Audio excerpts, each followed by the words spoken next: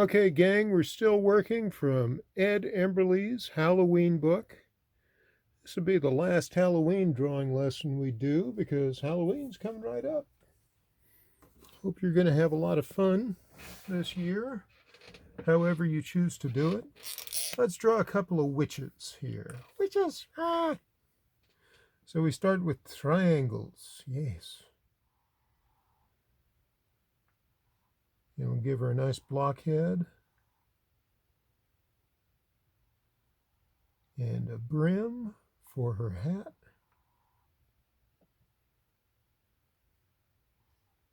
Two little skinny legs. Sort of a carrot for a nose.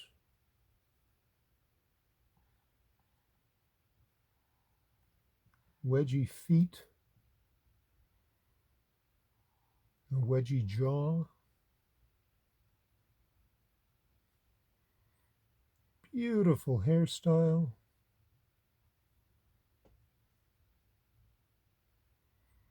She's got triangle arms.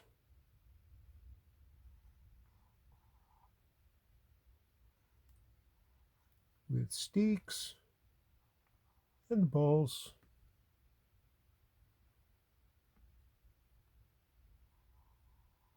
Give her a nice big eye. And a pupil, not too big. We don't want her to look cute. All right. Now we'll make a cauldron for her. Starting with a rectangle.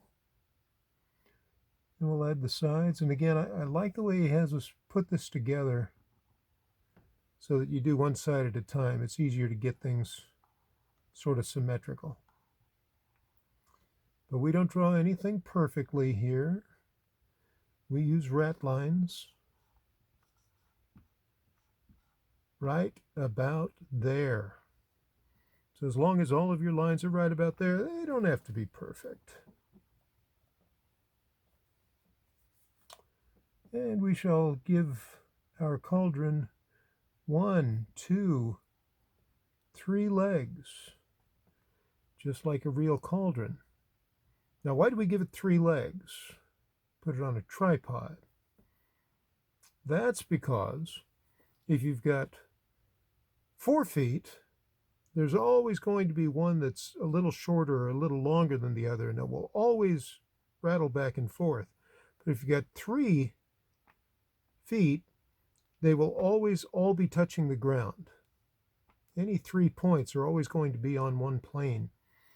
So if you've got the tripod beneath it, then even if it's not perfectly level, it's always going to be perfectly stable. So it doesn't matter if it tilts a little bit. You want it to be stable so it doesn't spill. It doesn't dump all of the green glop that she has inside there all over the place. And of course, that's going to be steaming. And it's probably going to smell bad. Oh, terrible. It's probably going to be poisonous. We can indicate that by drawing a skull.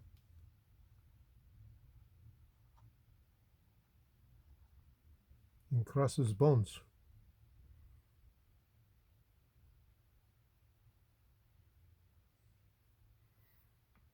I want him to be a screaming skull.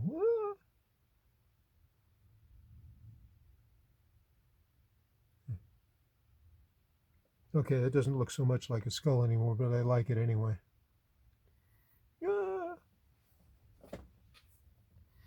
Oh, and a steak. She needs to be steering with a steak. A stick steerer. There we are. Bubble, bubble, toil and trouble.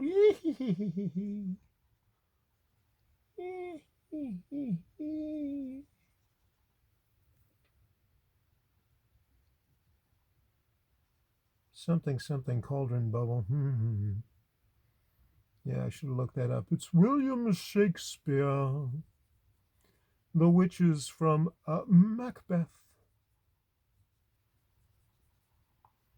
or as people in the theater call it, the Scottish play. It's bad luck to ever name the play Macbeth, to say it out loud. You have to know all the bad luck things in theater. You never tell people good luck. You always say, break a leg.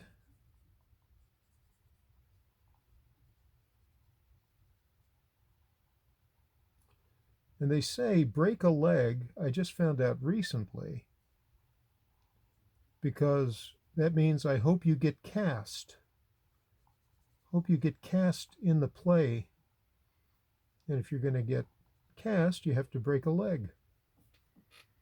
So it's just kind of a play on words. And there we have it. Our witch. A witch! Very scary. I'm always quoting movies that you're not old enough to see. I know that. I know that. I'd draw that a little high. Not a little high. Not too bad. Okay. Just making sure you get to see the whole picture. I've got this newfangled apparatus now that lets me shoot straight down so you're not looking over my shoulder anymore. There we go. The witch, gone, gone. Witch and a cauldron. And of course, the witches always fly on their evil witchy brooms. So we'll do a broom flying witch. The witches are always pointy, so we start with the triangle.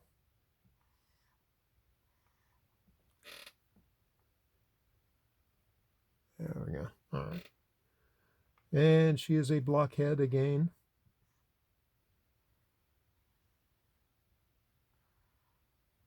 We always think of the hat as being really tall, right? And then you put the brim underneath. And what you don't realize is the brim is actually much longer than the head is tall. It's a much longer line there. That's one of those bets you can do with your friends and amaze them with your knowledge of how long things are. Triangles, triangles, triangles, triangles everywhere. Yeah, and two little steak legs, two wedgy feet. Wedgie, wedgie.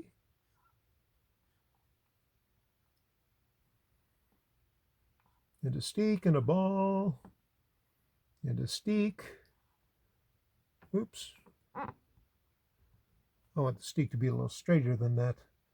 And a ball. So this hand is just waving, kind of. So we'll give that one fingers. This one's clenched up in a ball, in a fist.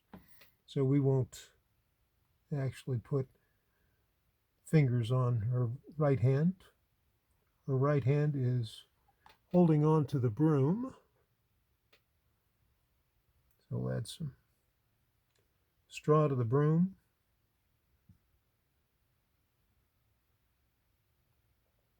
Once again, we give her a big old eye.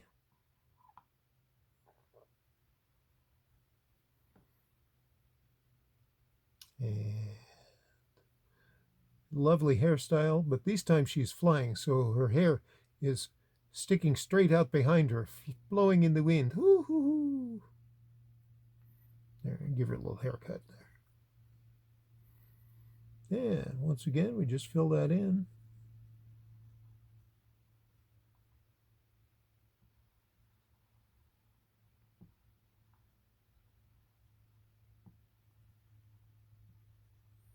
That is our silhouette of the witch.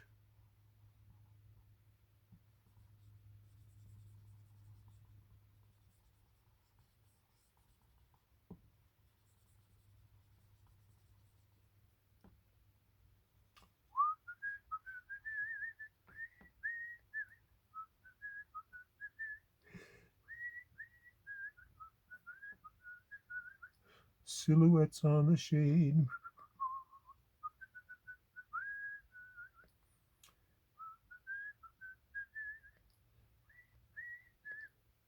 That song is so old, it's older than Mr. Dawson. That was popular in the 50s. I was born in the 1950s, but in 1959, so I missed most of them. All right. What else must we have? We must have an owl. I don't know if I did the owl before. I really enjoy it though. So for an owl, you make 4 balls the same size right on top of one another, like so.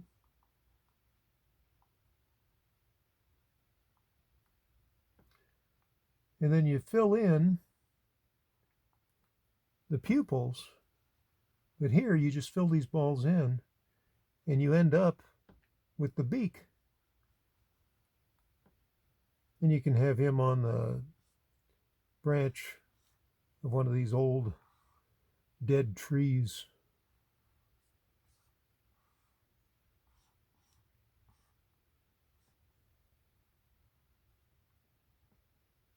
Maybe it's got a couple of spiky things on it.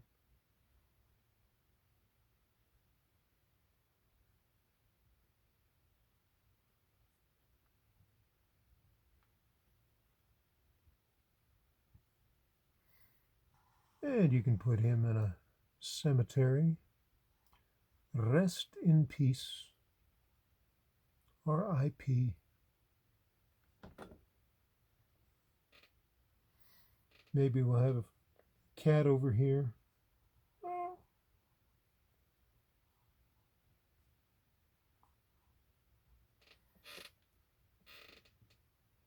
Give the cat nice big eyes.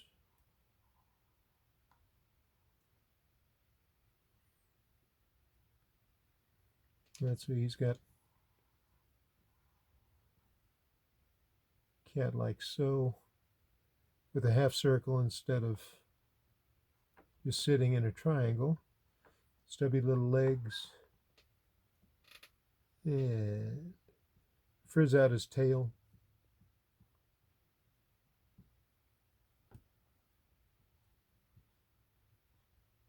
Nice long whiskers.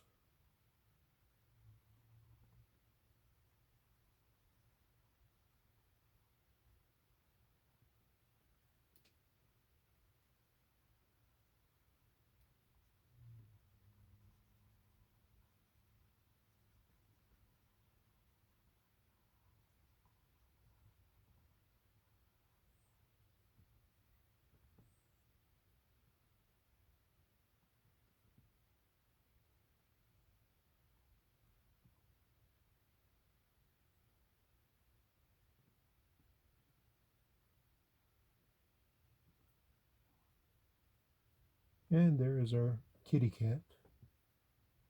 I don't like what I did to the eye. I'm going to fix the eye.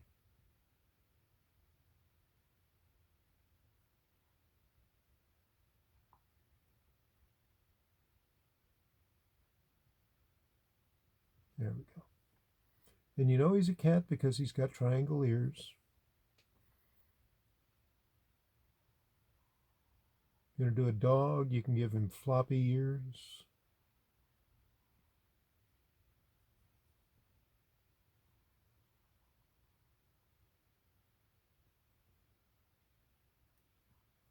Triangle nose.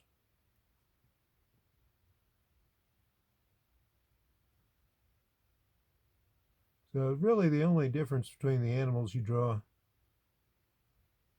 is their ears. Most of the time. And happy dogs don't belong in our Halloween picture, do they? Maybe they do, that's up to you. Put them on a hillside.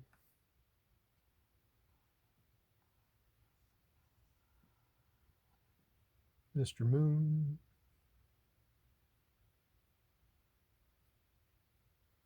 Maybe a star. Maybe another.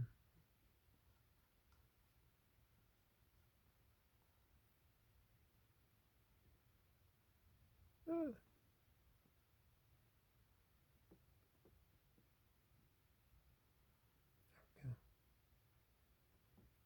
And I always like to do a bat. Bats are fun.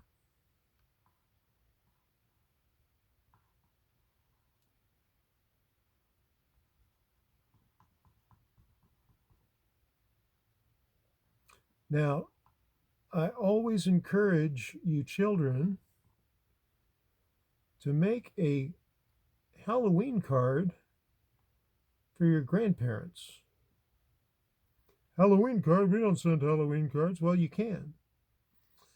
The nice thing about a Halloween card, it doesn't matter what other holidays you celebrate. Everybody can celebrate Halloween. And since you typically don't send cards on Halloween, it's a nice surprise. So if you celebrate Christmas or Eid or Diwali or Hanukkah,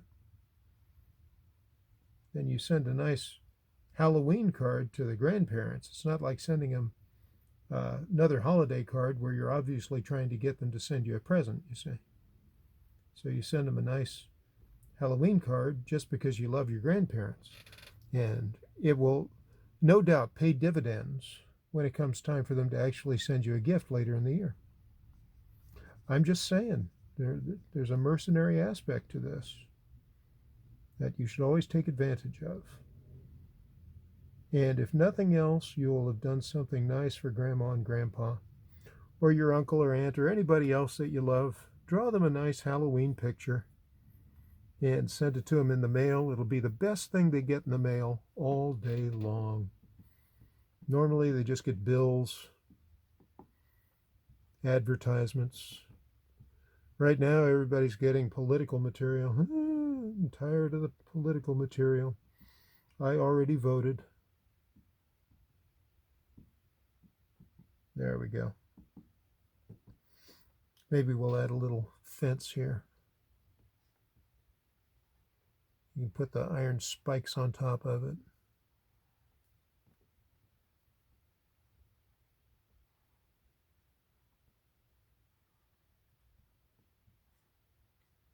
And I'm not being careful. I'm making it kind of rickety, because it's an old rusty fence here in front of the very small cemetery.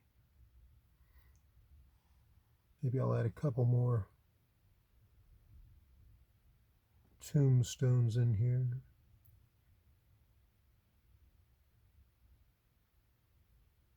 Put a cross up on top of this one. Yep, you can just keep drawing until you fill up the page. Take out another piece of paper and draw some more. I only ask that you draw 9 or 10 hours a day. What you do with the rest of your time, that's up to you. All right, my darlings dear, thank you for watching my lesson. We're done with Ed Emberley. We're going to do an entirely different drawing style starting next week. And you can look forward to that. Please send me your pictures. I have a great picture once again that I'll share with you. But if you send me your pictures, I'm going to use them in a future video. So thanks again. Bye. Shout out to Jason. Cool picture, dude.